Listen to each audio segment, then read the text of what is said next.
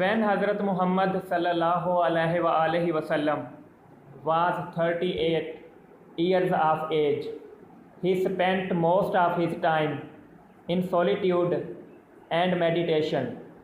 जब हज़रत मोहम्मद सल्लल्लाहु अलैहि वसल्लम 38 वर्ष की उम्र को पहुँचे तो आप अपना ज़्यादातर वक्त तन्हाई और मराकबे में गुजारते.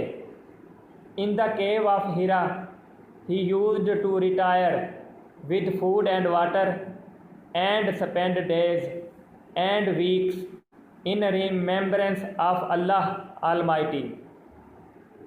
आप सल्लल्लाहु अलैहि वसल्लम पानी और ख़ुराक लेकर गारे हिरा में गोशा नशीन हो जाते और कई दिन और हफ्ते याद इलाही में गुजार देते.